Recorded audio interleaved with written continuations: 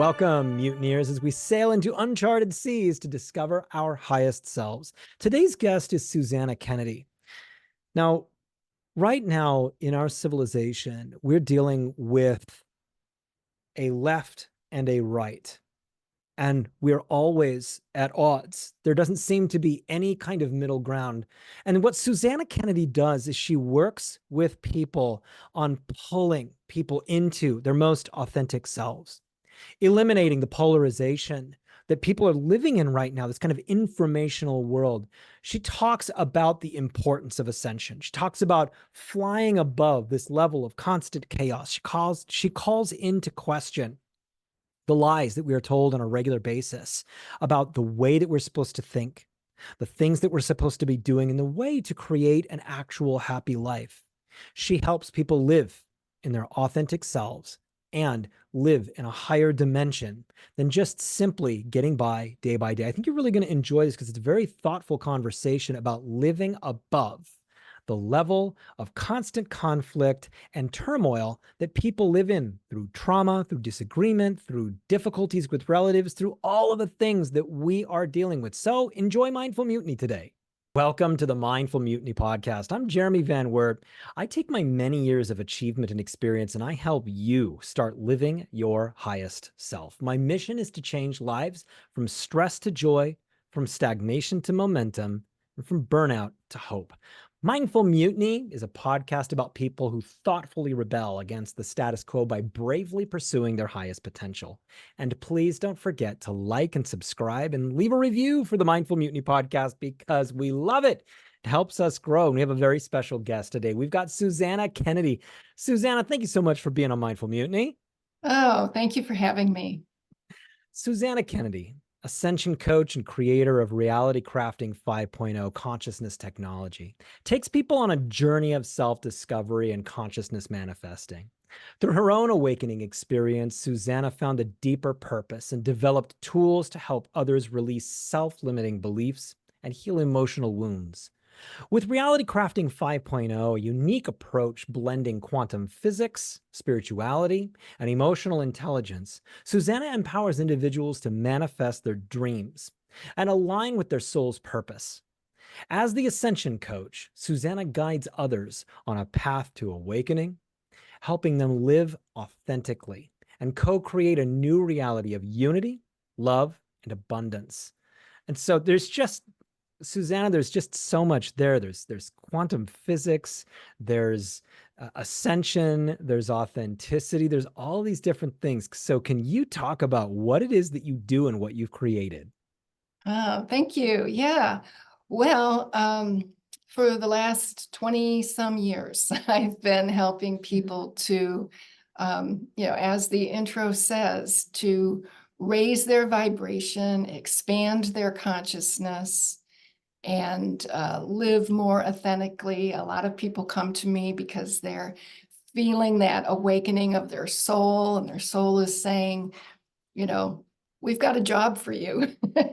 And so I created some what I call consciousness technology that makes it really easy to access the subconscious, well, all levels of the consciousness at once, and plus the body, and plus our multidimensional selves, and just really get to that place within us that all of that is connected, and then to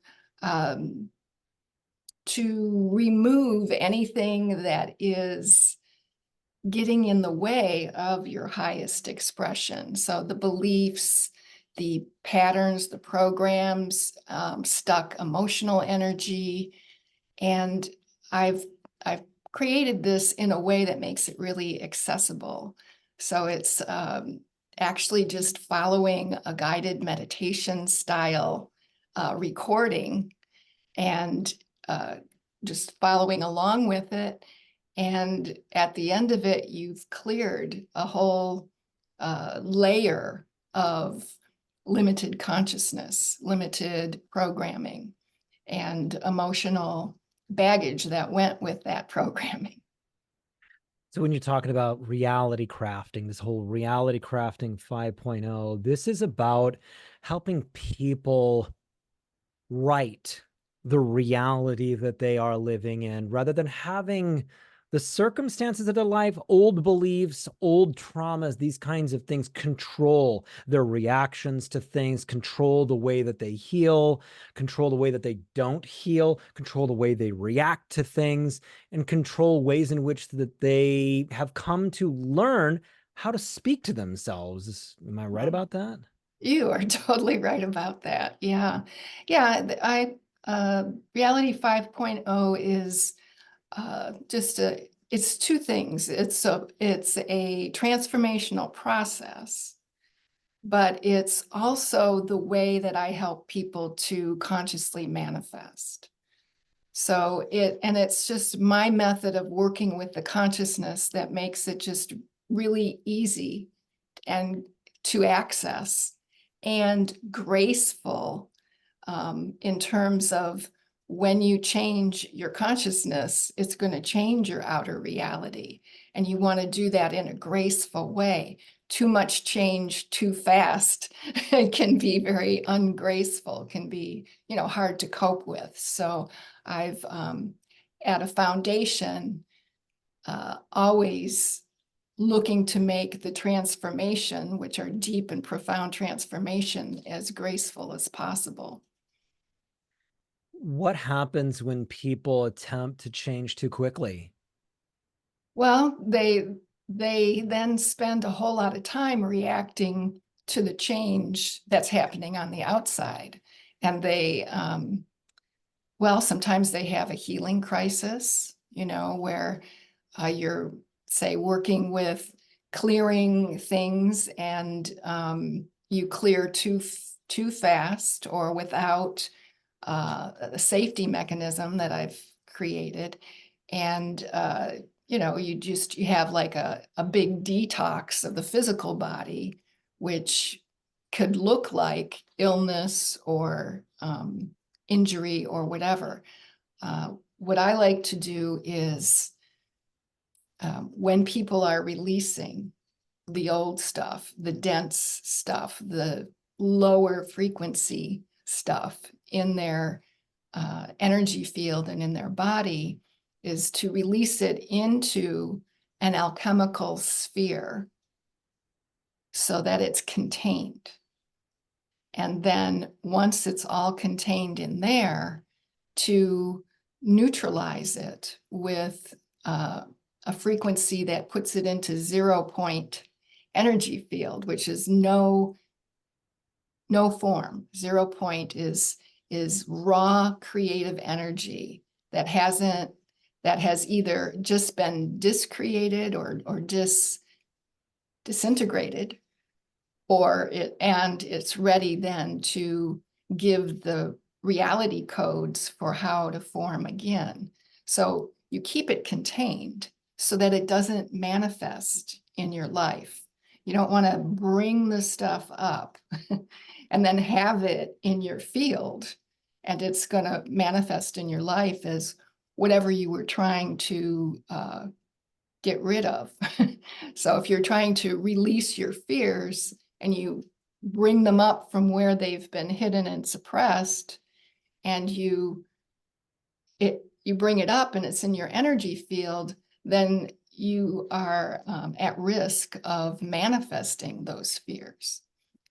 But the way I do it is we put that in an alchemical container so that it doesn't leak out into your reality, and transmute it before it has a chance to manifest. Okay, so what I'm kind of understanding about this is it's like you're walking on the ocean floor and you're picking up the dust from the ocean floor. And as it comes up, this stuff that's deep inside you, it's like a dust cloud around you, and you have the possibility of breathing it in and choking on it.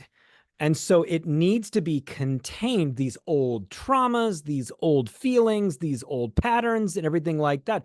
The dust needs to be contained. And so you're not breathing it in. It's not affecting you. You're not choking on it. And you get the opportunity to rebuild other paths of behavior, of thoughts, of concepts while that dust is behind you. Is that what it's like?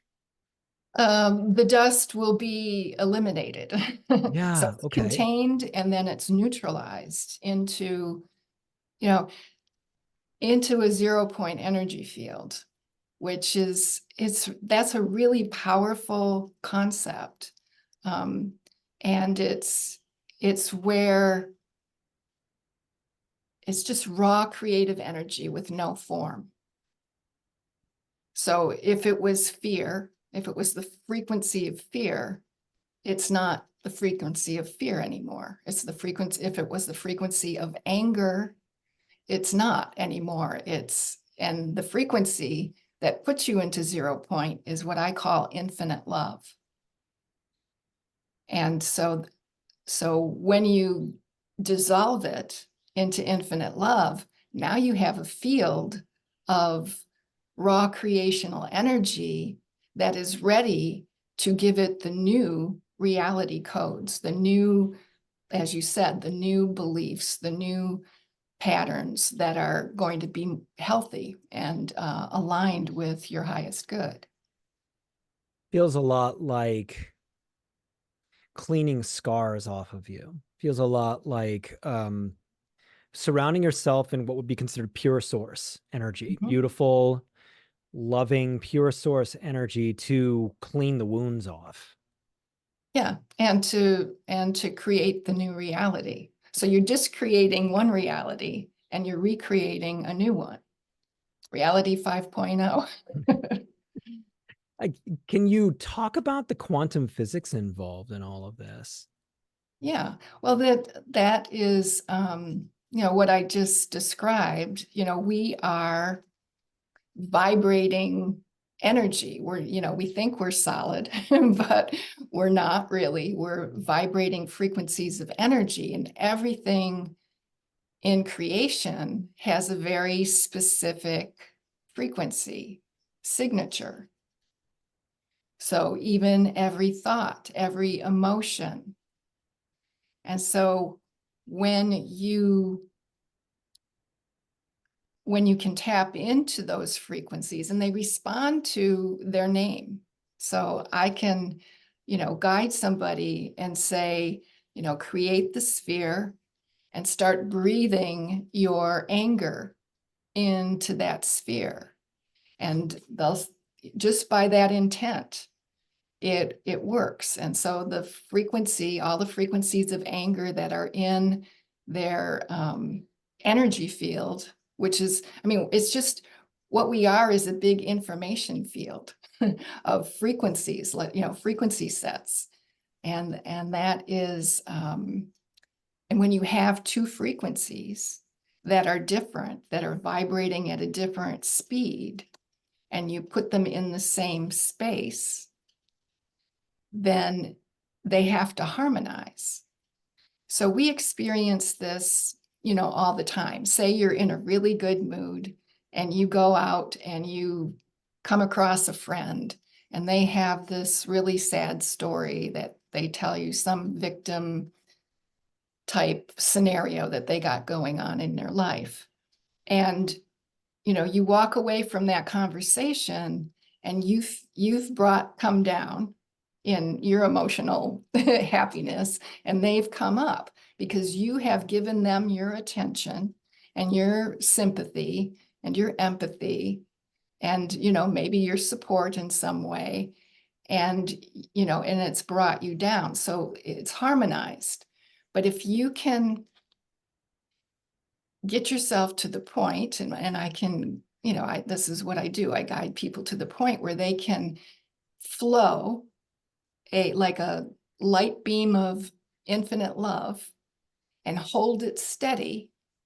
Those lower frequencies have to come up to meet it. The infinite love isn't going to go down to harmonize. It's going to stay steady, and that will rise and keep gaining speed until it's the same speed as infinite love. And at that point, it's all infinite love. It's not whatever it was before. So that's how you discreate something, anything, a thought, a pattern, a program, an emotion, a life situation, and then recreate it, because now you have that sphere of infinite love, raw creative energy. And now you can consciously direct it on how you want it to take shape and form. And we're doing all of this outside of our third dimensional consciousness. So there's no time or space to get in the way, to be an obstacle. So it manifests very quickly then into your physical reality, the new reality. When you're talking about this, one of the things that kind of comes up for me is the concept of caregiver burnout. Mhm. And I'm talking about doctors, nurses, therapists, people who care for people, and the consistency of people who are suffering, people who are really having a hard time, and how much energy that can often take out of the caregiver. And so, what you're teaching here is how to keep your vibration so high that it's not depleting, it's not going down, it's being consistently renewed, it's being re um recharged on a regular basis. So what are the elements of recharging that light and so that it just stays at that higher vibration? Well, a simple practice would be, when you come home from work, take a few minutes and consciously direct your energy field to release, whatever stress you've had during the day into a sphere, and send that sphere infinite love, bring it back around you. And you can do it really quickly once you've done it a few times. It doesn't take long. And yeah, or listen to, a meditation before you go to bed. I have a meditation I call quantum peace activation, and it's about 20 minutes and nice to go to bed with or wake up with. Yeah. Now, one of the words that's consistently used in the work that you do is the word unity. And Yeah. I've got so many questions that are pertinent to where we are as a civilization, but can you talk about unity from your work and what it is, how you help people get there to this unity, love, and abundance? Yeah. Yeah. Well, my book is called Sacred Union, Ascending to a Fifth Dimensional Paradise. So I call unity Sacred Union. That's just the name that comes to me. So it's again, at the basic level, bringing integration to two different frequencies, two different energies, whether it's a belief system, whether it's, anything that people have a controversy over. You acknowledge it, you bring it, instead of like turning away from it or burying it or stuffing it, you allow it to come forward. And if you put it in that sphere of compassion, then you don't have to be in it. You don't have to feel it. You don't have to process it. You bring these two frequencies, and I like to use infinite love as the one, and you bring them into unity by integrating the two together. So in our consciousness, in the human condition, one of the things we want to bring into unity is the right and left hemisphere of the brain. Or that can be, if you talk about a story or an archetype, the inner male and the inner female. because we grew up in this society that's been mostly patriarchal, there has been more value given to the functions of the left hemisphere of the brain, like intelligence and analysis and keeping things in order, is been more valued than intuition and creativity and that kind of thing. So even within us, we have this split that needs to be brought into sacred union so that you can have whole brain functioning, so that you can be both analytical and intuitive, and both smart and wise and compassionate, and so that is like one level. And when you do that within yourself, then you can have sacred union relationships, because now you have that love and compassion within yourself. You have that balance, and then that always gets reflected back to you from your relationships. So now you are creating more unity in your relationships, which leads to better communications, more compassion, more intimacy, more, deeper level type relationships, which is what we all want. Everything seems to be so on the surface these days. And, and then once you have that, then the next level is really being in unity with, Mother Earth, with nature. And then, and it just kind of keeps expanding. Your consciousness, your unity consciousness keeps expanding to now you're really conscious and in unity with higher aspects of yourself. And, the whole solar system, the galaxy source, there really isn't any limit to how you can come into unity with all that is. You know what's so powerful about what it is that you're talking about here? So, pardon my tangent for a moment here, but here we are as a civilization, okay? And we are constantly taking in information. And so when you're talking about the left brain versus the right brain, when you're talking about intelligence, information, reason, like these different things, we are living in that left sphere. And we're constantly taking in things, oftentimes that are crafted to agree with a narrative that we have with ourselves and so forth. And these algorithms take us further and further this way, separating us from the right side of the brain, the more, I guess, feminine sphere, I guess, if we're kind of comparing it that sort of way. And so the further and further and further that we get pushed in that way, and we're not connecting with our intuition, with the basic love and emotion of ourselves, and we're just living more in the information, I'm right, this is good, these people are bad sort of thing. We get further and further with connecting not only with others, but with ourselves.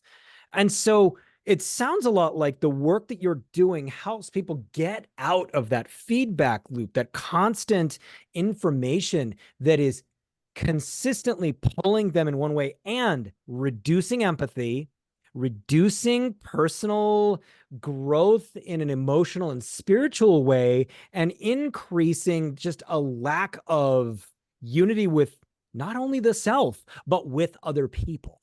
And so we have an entire society right now that is so full of this kind of information dump stuff without the context of the emotions. And you help pull that stuff back in and help people with more of a normal sense of empathy, more of a normal sense of personal compassion, and the ability to truly see other people's best selves and the best self of the self. Yeah, that is very true. So, I mean, what's happening in the world and in media and, everything that you're talking about is there seems to be a purposeful agenda Yeah. to to mess with our perception of reality. I mean, you're looking at something and you're seeing it with your own eyes, but they're telling you, no, that's not what you're seeing. So it's Yes.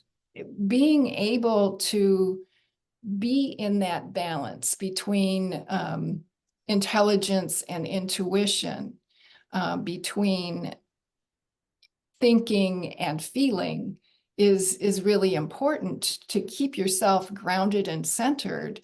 And it's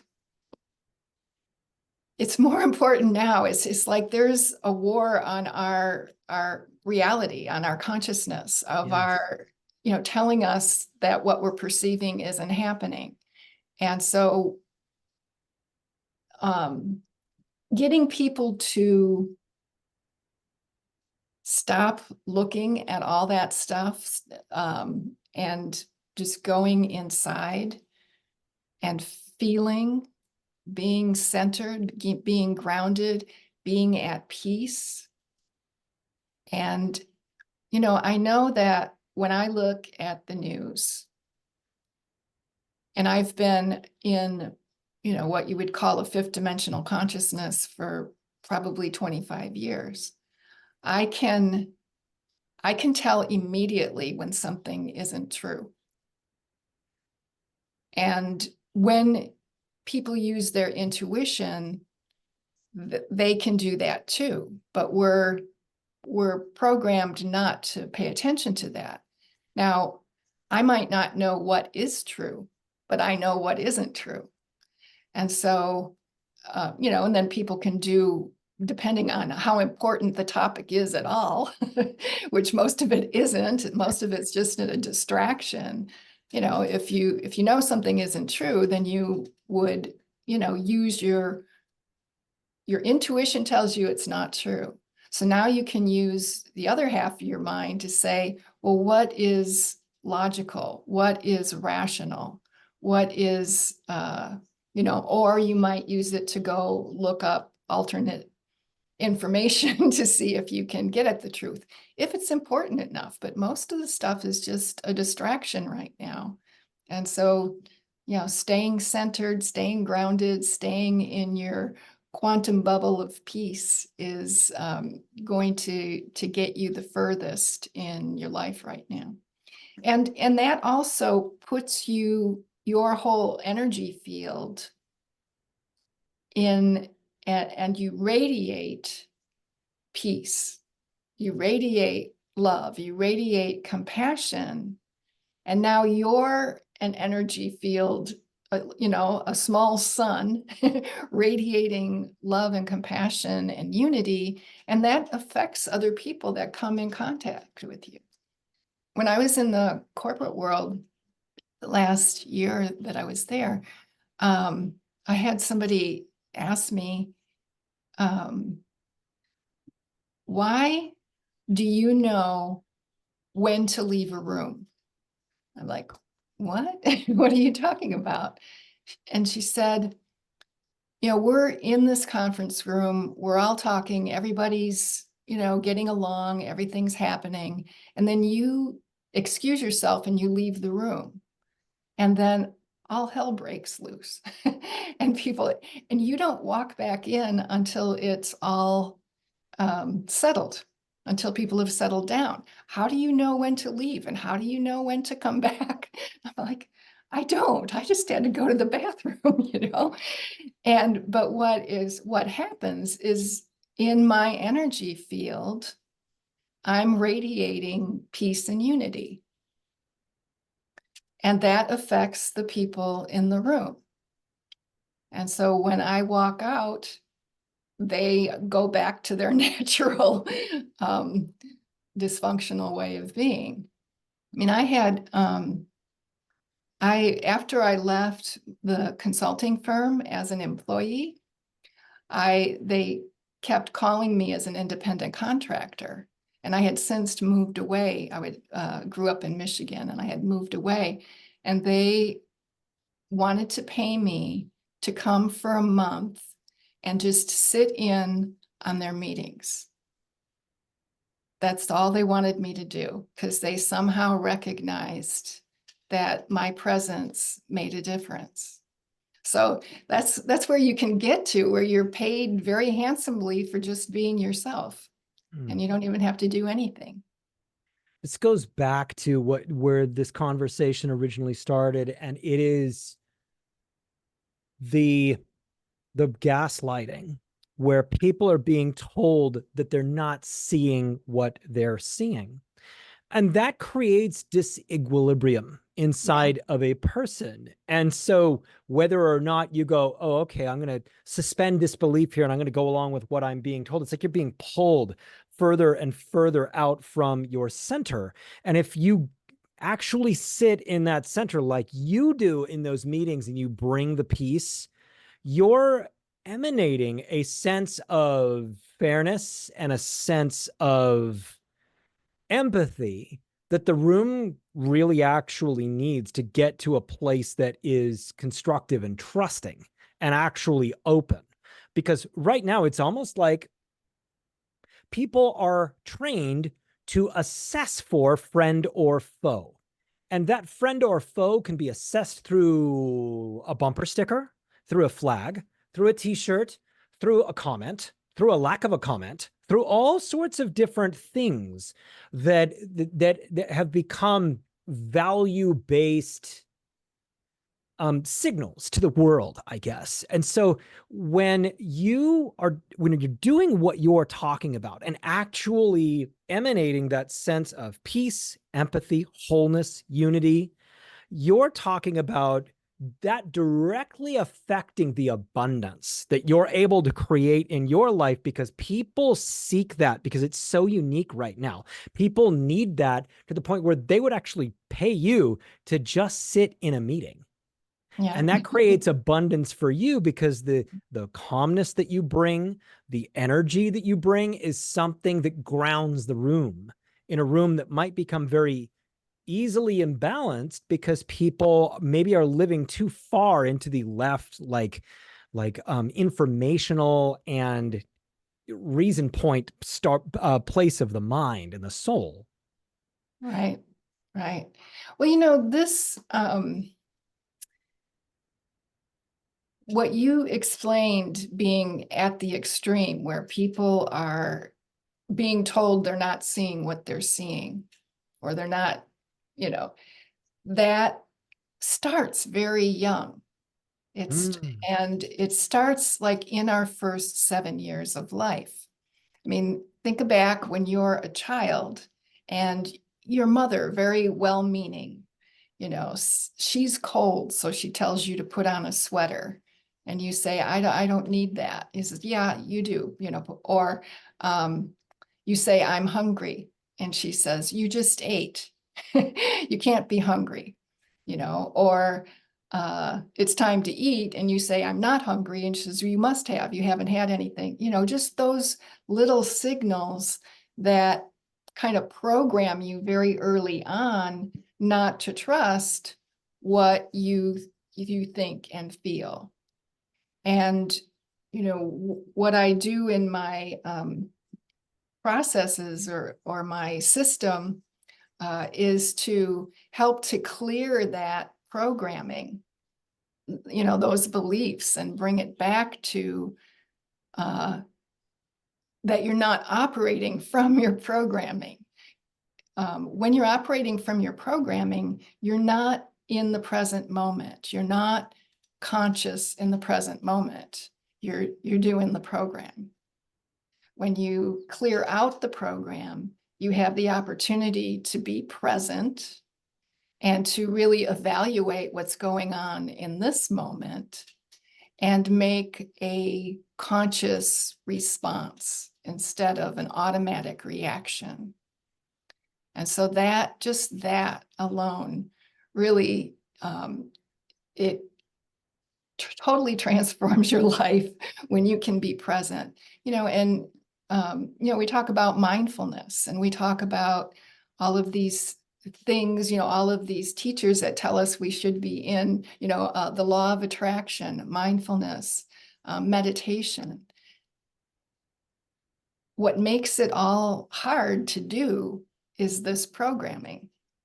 When you clear out that programming, then you can be present, and you can be mindful, and you can be and talk about the law of attraction also. What you put out these affirmations, you try to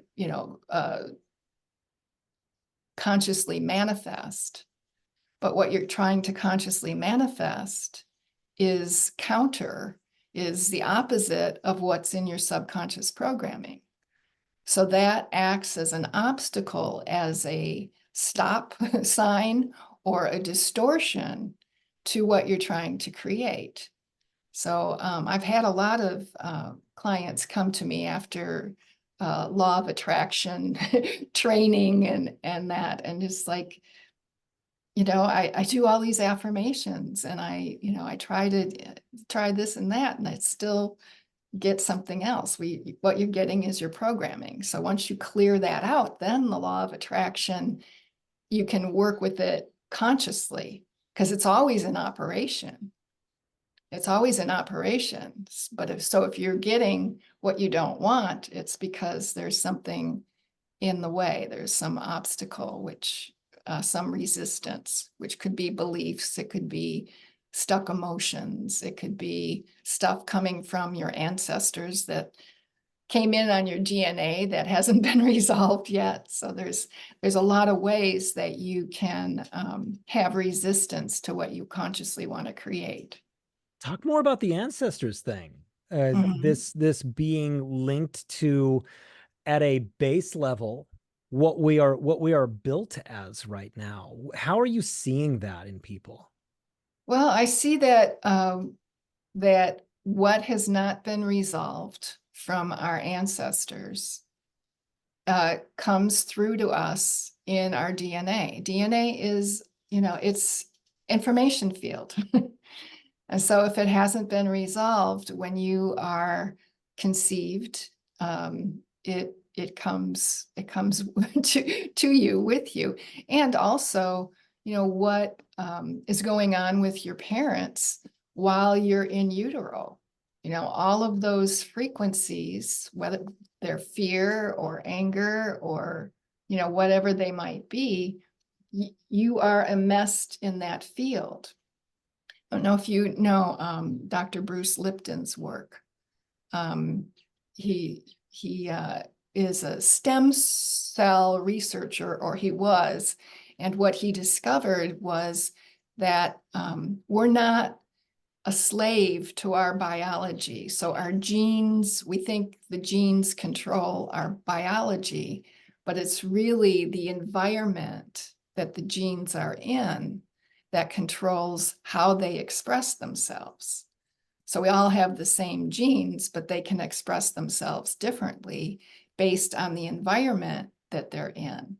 And so it's not just the physical environment, but it's the mental environment and the emotional environment. And so all of that gets passed on to us from our ancestors, from our, parents. But we don't have to express it the way that they do. We can clear that out and get to a more, I call it the patterns of perfection. So really helping to let the body and let our reality express in the highest level by clearing out anything that's an anomaly to that. So these messages, very much like a mother saying, put your jacket on when you're not cold, these messages can be life altering. And they are, if I'm feeling stuck in my career, I need to go and get a higher degree. And then when I'm feeling stuck again, I need to get another higher degree than that. And then when I'm feeling stuck again, maybe this certification will help me feel like I'm searching, like I'm accomplishing something. And then what happens is you just keep faulting back to convention over and over to solve a problem that convention can't solve, that only you living your real self And finding out what on earth that actually is going to actually take you further onto a road of authenticity. And so is the answer to your existential dilemmas, your career problems, your personal limitations, going and taking some sort of certification course, or getting another master's degree or a PhD or something like that? Or is it actually focusing in on what your soul actually needs to experience in this life, where you actually need to go, what your gifts actually are? Because I see a lot of people who burn out because they're just not doing things that are life-giving to them. They're doing other things that burn them out, that they're not interested in.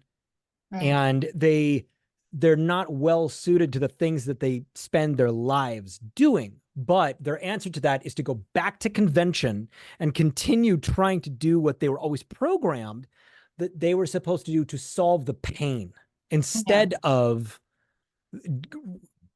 going further and further into what is their life mission actually. Is that kind of what you see too?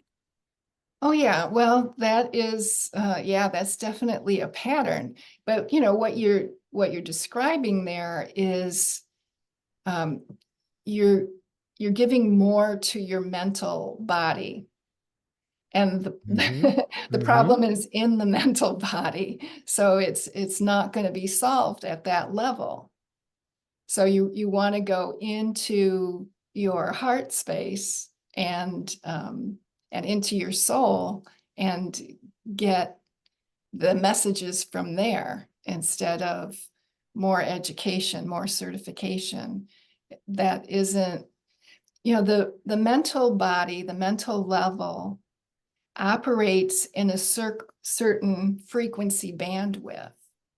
Like if you think about radio, so you have AM and FM radio. Well, they're frequency bandwidths, and you have different stations within them, right? So you can't get an FM station on an AM frequency. And that's how the mind is to the heart and the soul. They're in different frequency bandwidths. And so the mind cannot access that information. And staying in the mind, obviously, is not allowing you to feel, to be intuitive, to feel the messages of your soul, to hear those whisperings. Or if you hear them, if you sense them, to discount them, because that's, again, what we've been programmed to do. So, and what's going on in the world today, too, I'm seeing is all this talk about identity, identifying, and the definition of ego is self-identity. And so what the narrative is keeping people in their ego, instead of, which is the false construction of who you are. I mean, I am, everyone is a being of love and light, this vastness of consciousness that we are. And only a small, tiny ray of who we are animates this avatar here in this, virtual reality game that we're in. And keeping people focused on their ego distracts them from feeling, knowing, being in unity with their soul and their soul purpose. So in this world that appeals to that ego self, that appeals to that self-focused consciousness, the concept of information over feeling and being correct over empathizing with others, the concept of being moral, even when you're only being moral in your concept of morality. How do you teach people to shine that light from within, to rebalance themselves, to pull that in, and to begin countering a lifetime of appealing to their own egos? Well, the first step is to help them to become aware and awake enough to realize that that ego, that sense of self, is a construction, a consciousness matrix that served a purpose. When we come into this body, we have to have some kind of way to relate to other people and to relate to the world. And so that personality, that sense of self, gives us that consistency to be able to relate. But it's just a false sense of self, because the true sense of self is we are love. We are love and light in a physical body. We are source expressing as human. And so once you have that realization, then it becomes easy then to just go through the consciousness and clear up what isn't really you. Yeah. So in the way that I do it is Yeah. in a guided meditation type style, where I can bring people into that place within themselves where everything is connected. They're multidimensional, the hub of their multidimensional self. And then you can start commanding what you want to what you want to go and what you want to stay, or what you want to replace it with. Can you talk about your own awakening experience, how that came about, and how you started down a path of doing something that was very different from what you were doing before? Yeah. Well, before I was a consultant in a consulting firm in Michigan near the Detroit area. So our clients were the auto industry. So I was designing, training, and creating performance solutions. That was what I was doing. And I started to have that, I guess, that soul awakening that was like, is this really what I was put on earth to do? Is to, teach a guy how to run his car dealership? I don't think so. So I was asking that question.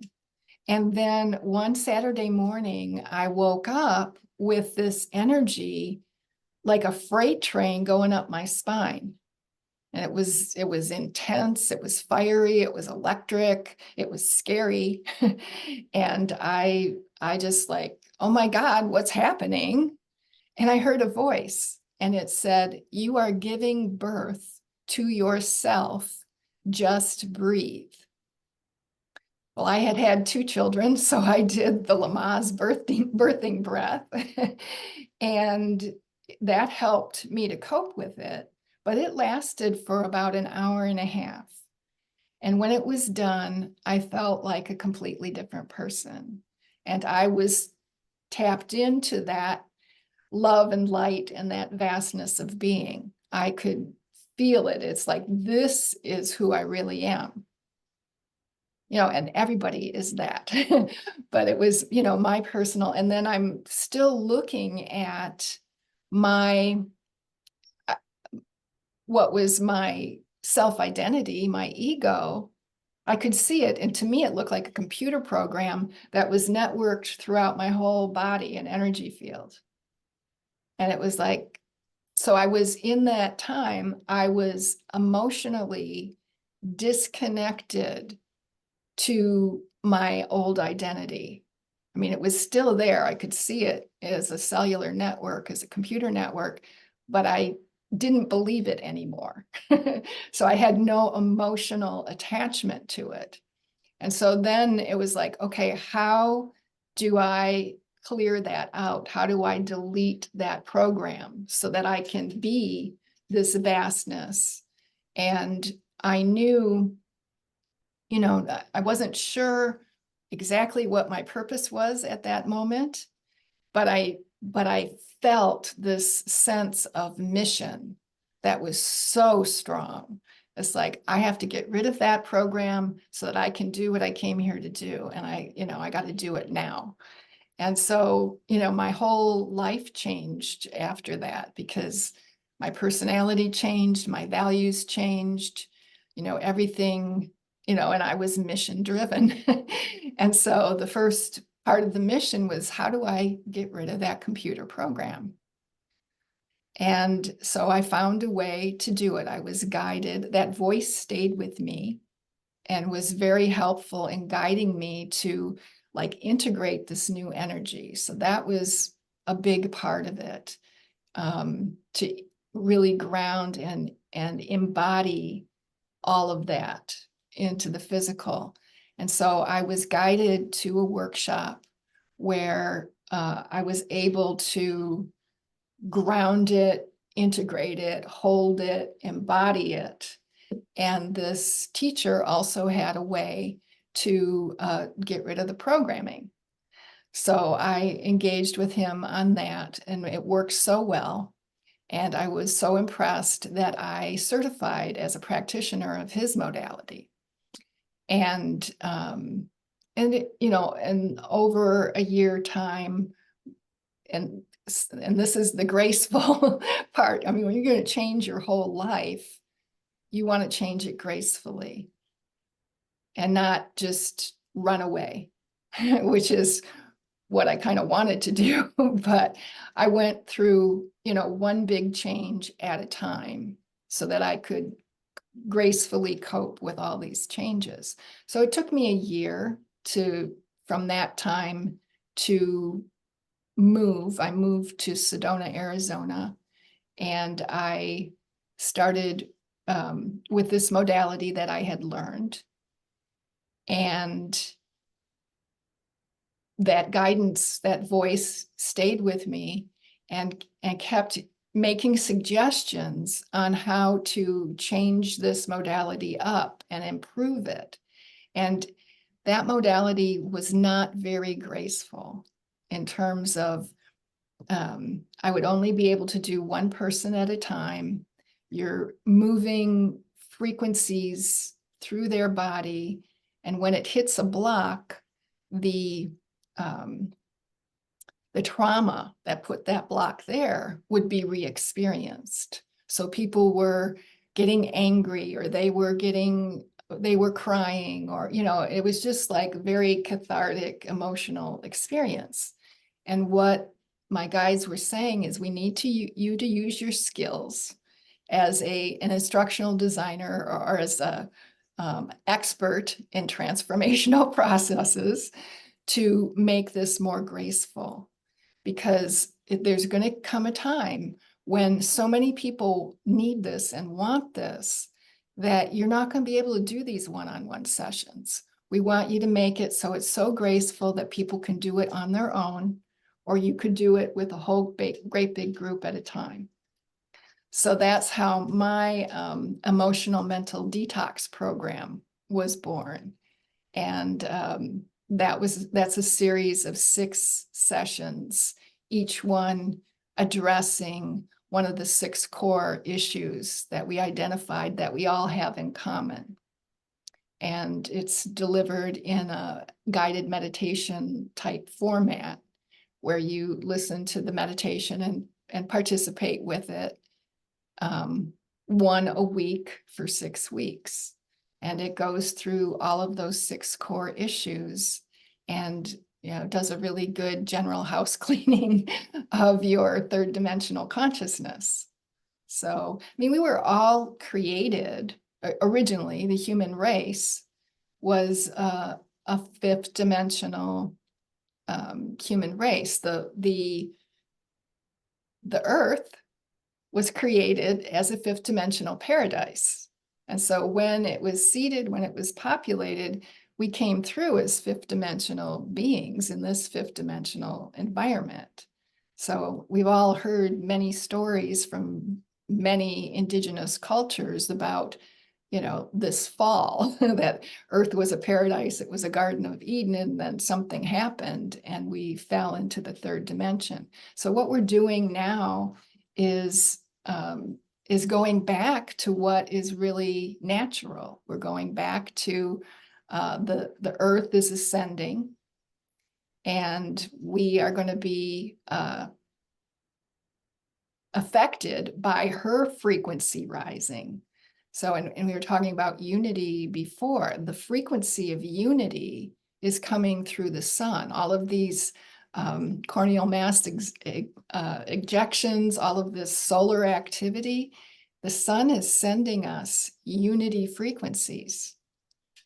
And going back to what I said earlier, when you have two frequencies that are different, they have to harmonize. And this unity frequency from the sun is causing a big detox of anything that isn't unity. So that's why we see so much duality, so much polarization, is that anything that isn't unity is coming up to the surface to be released and resolved. And so at some point, that planetary detox process will be over, and we'll be in unity consciousness. It feels like there is a lot between now and that a lot it's going to be traumatic. It's going to be difficult. It's going to not be the kind of civilization enlightenment that we would like to have. But that awakening, that enlightenment is something that you're talking about. It has to happen on the individual level first. Each person needs to almost I don't know, open like a flower, I guess, to this new consciousness. And that the more flowers there are, the closer we are to the other side of what comes. And, we've got, very likely, I don't think this is any mystery to any of us, we've got some tough days ahead of us as a civilization, as a world.